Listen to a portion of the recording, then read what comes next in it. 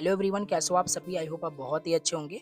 तो यार देखो, अगर आप भी चाहते हो ना कि आपकी कॉपी इस तरीके से चेक ना हो, जैसे अभी आप देख ही पा रहे हो कि भैया यहाँ पे सेक्शन ए में दो में से 0.5 नंबर दिए जा रहे हैं, 0.5 नंबर दिए जा रहे हैं, और 7 मार्क्स में 1 नंबर दिए जा रहे हैं, 1 नंबर दिए जा रहे हैं।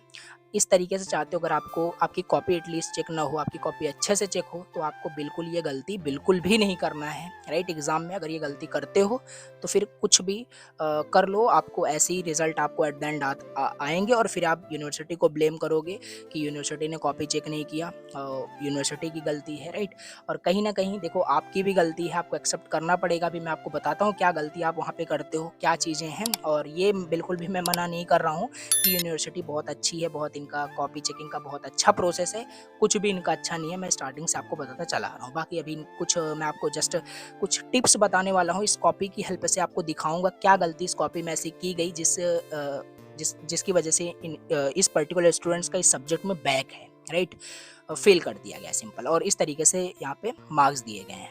और ऐसी गलती करोगे तो ऑब्वियस है फिर यहाँ पे सभी को ऐसे मार्क्स मिलेंगे। तो चलो मैं आपको बताता हूँ। देखो, पहले तो आपको अपने माइंड में बिल्कुल ये बैठा लेना है। अभी जैसे आप मान लेते हैं सेमेस्टर 4 के आप स्टूडेंट्स हो, आपके भी 4 सेमेस्टर और भी आपको एग्ज़ाम देने हैं। सेम 2 की मैं बात करूँ, आपको 6 सेमेस्टर और एग्ज़ाम देने हैं।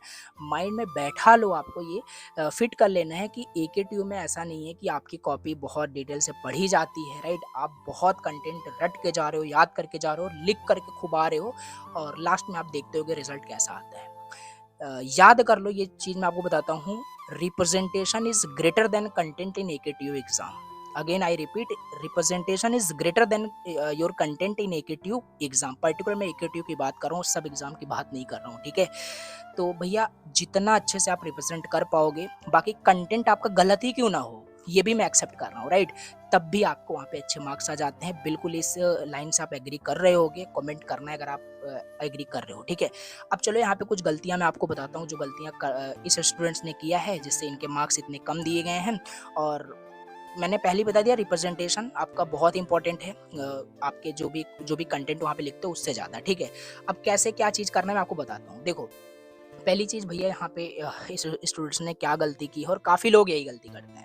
फ्रंट पेज ही भैया मतलब इतने हड़बड़ाहट में होते हैं, कुछ पेपर को सॉल्व करने की इतनी जल्दबाजी होती है कि फ्रंट पेज ही कंप्लीट फिल भी नहीं करते, और उसी में गलत पलत सब भर देते हैं। राइट, अब देखो यहाँ पे पहली पहली गलती यहाँ पे आपको नहीं करना है। राइट, साथ ही साथ आपको मैं बताता चल रहा हूँ कि ओवरराइट नहीं करना है, स्क्रिबल यहाँ पे नहीं करना है। Don't scribble, don't overwrite. Right, यहाँ पे देख पा रहे हो सिंपल, पता नहीं कैसे यहाँ पे फिल किया गया है। फ्रंट पेज ही इतना खराब लग रहा है, तो आगे का एग्जामिनर का जो भी मूड रहा होगा वो भी खराब हो गया होगा। ठीक है, समझ पा रहे हो। मैं किसी को तो गलत नहीं बोल रहा हूँ, आपको बुरा नहीं मानना है, जो रियलिटी उसे एक्सेप्ट करना है।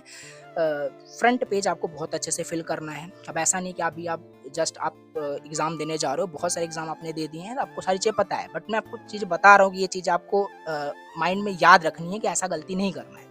तो फ्रंट पेज आपको बहुत अच्छे से मतलब फिल करना है, कुछ गलत नहीं करना है। काफ़ी लोग पेपर आईडी भूल जाते हैं, तो सब कुछ अच्छे से यहाँ पे आप फ्रंट पेज करना, इस पर्टिकुलर इस कॉपी की तरह यहाँ पे नहीं करना है। देखो कितना ओवरराइट किया गया है, यहाँ पे देख पा रहे हो स्क्रिबल पूरी तरीके से किया गया है, जो कि अच्छा नहीं लग रहा है। पहला इंप्रेशन यहाँ पे खराब कर दिया इस कॉपी ने पर्टिकुलर। अब देखो यहाँ पे, अब देखो मान लेते हैं जैसे 3 सेक्शन में आपके पेपर आते हैं, section A, section B, section C. Right, according to me आपको सेक्शन बी या सेक्शन सी से स्टार्ट करने होते हैं, जो ज़्यादा मार्क्स के होते हैं। ठीक है, और जब भी आप कोई भी सेक्शन अटेंड करो, कोई भी क्वेश्चन अटेंड करो ना, तो एटलीस्ट उसको अगेन वही सेम चीज़ आगे, रिप्रेजेंटेशन।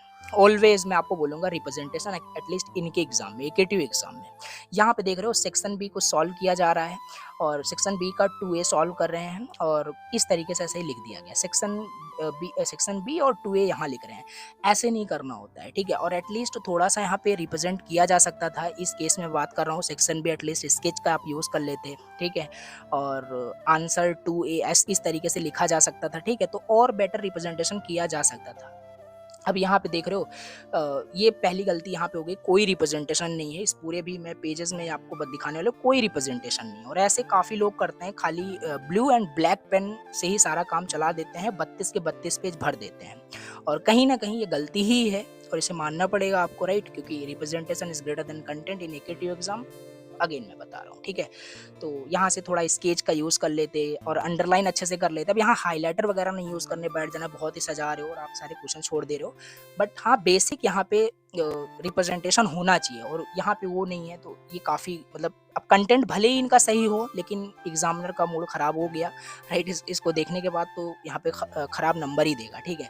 तो ये ऐसा नहीं करना है आपको। एटलीस्ट जो भी क्वेश्चन सॉल्व कर रहे हो, बीच बीच में आपको नहीं करना है, उतना टाइम वेस्ट नहीं करना है। बस जो भी सेक्शन अटेंड कर रहे हो उसको एटलीस्ट स्केच का यूज़ कर लो, राइट। उसको अंडरलाइन कर दो, राइट। क्लियरली दिखना चाहिए कि कौन सा क्वेश्चन सॉल्व करने जा रहे हो। ऐसे मैंने काफ़ी सारी कॉपीज चेक किए हैं, व्हाट्सएप पे मुझे मैसेज आते हैं, भैया सेक्शन बी वो करके आते हैं और बी सही से बना भी नहीं पाते हैं।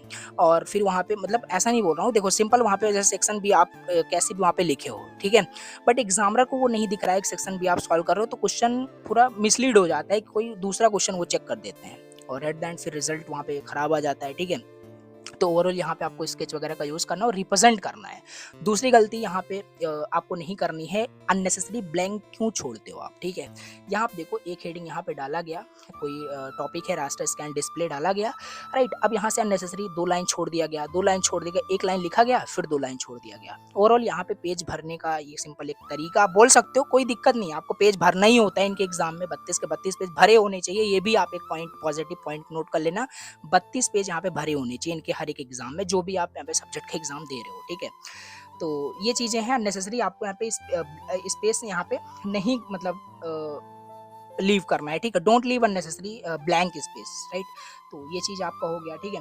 तो यही सारी चीजें हैं। अब यहाँ पे मैं आपको कुछ आपको पहले ही मैंने बता दिया क्या क्या चीजें आपको करना है। और हेडिंग्स अच्छे से वहाँ पे राइट करना है। जैसे यहाँ पे देखो इलेप्सॉइड का कुछ टॉपिक यहाँ पे बता रहे हैं, पेन से ही यहाँ पे अंडरलाइन कर दिए, ऐसी देखो मतलब सही से रिप्रेजेंटेशन नहीं है।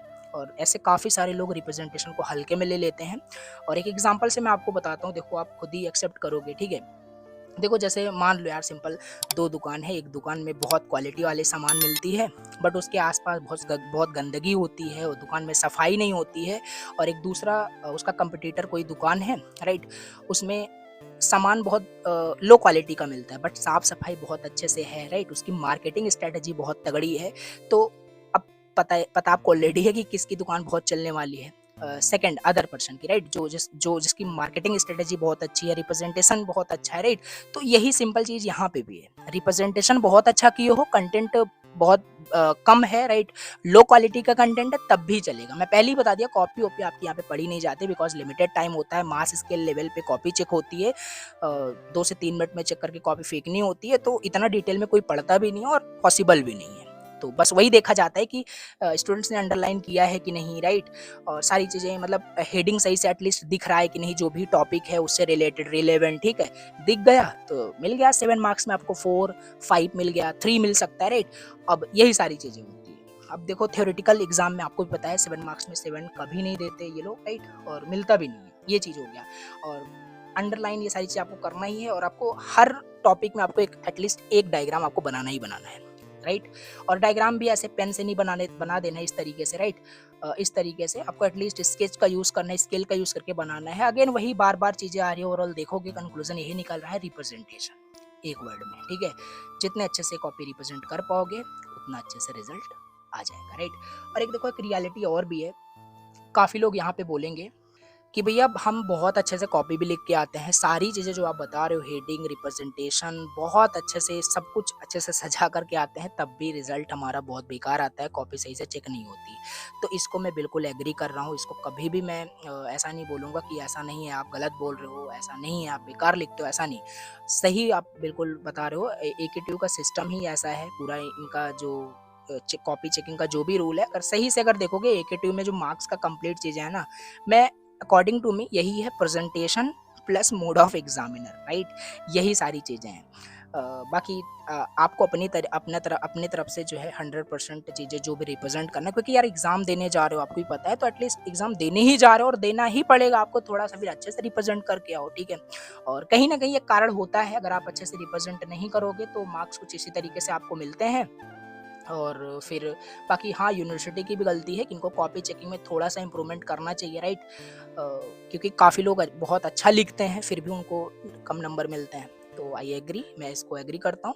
बट आपको फिर भी ये सारी गलती नहीं करनी है। इस तरीके से जो भी कॉपी मैंने आपको अभी दिखाया, इसमें काफ़ी सारी गलतियाँ हैं, राइट? राइटिंग भी अच्छे से की जा सकती थी और ओवरऑल यहाँ पे रिप्रेजेंटेशन नहीं है। कॉपी में आपको रिप्रेजेंट करना है, हेडिंग डालना है, डायग्राम बनाना है अच्छे से, ठीक है? और मोस्ट इम्पोर्टेंट है 32 पेज भरे होने चाहिए, ठीक है? और देखो कितनी सारी गलतियाँ स्टूडेंट्स ने पर्टिकुलर किया इसी में, तो इसीलिए इसके नंबर बहुत कम यहाँ पे आए हुए हैं, तो राइट? तो ये सब नहीं करना है आपको, पेज खराब नहीं करने होते हैं, देख रहे हो ये सब क्या है। तो अब क्या ही कर सकते हैं, बाकी यूनिवर्सिटी भी बहुत अच्छी कॉपी चेक नहीं करती, मैं इस बात को मान रहा हूँ। बाकी बस इतना ही मैं आपको बोलूँगा, कल आपका एग्ज़ाम है, बहुत अच्छे से बहुत शांत होकर के आपको एग्ज़ाम देना है, अगेन बता रहा हूँ। जहाँ आप अगर बहुत ज़्यादा हड़बड़ा गए, बहुत ज़्यादा डिस्टर्ब हो गए, तो आपका एग्ज़ाम बिल्कुल ख़राब हो जाएगा। एटलीस्ट जब आप पूरा अटेंड किए रहोगे, अच्छा सब कुछ रिप्रेजेंट किए रहोगे, तो फिर जब मार्क्स कम आते हैं ना, तो उसमें आप रीचेकिंग के लिए भी आप बिल्कुल आपके पास वो रहता है कि हाँ, रीचेकिंग के लिए भी डाल सकते हैं। बट आप अपनी तरफ से 100% नहीं दिए थे, कुछ रिप्रेजेंटेशन ही नहीं किए थे, तो फिर यूनिवर्सिटी क्या ही करेगी, ठीक है? बाकी बस यही सारी चीज़ें आपको बतानी थी, राइट? चलिए, best of luck for your exam, right? काफ़ी अच्छे से आपके एग्ज़ाम होने वाले हैं, राइट? चलिए, थैंक यू सो मच। कुछ भी डाउट हो देन कमेंट करना। चलिए मिलते हैं किसी नेक्स्ट वीडियो में। Bye bye and take care.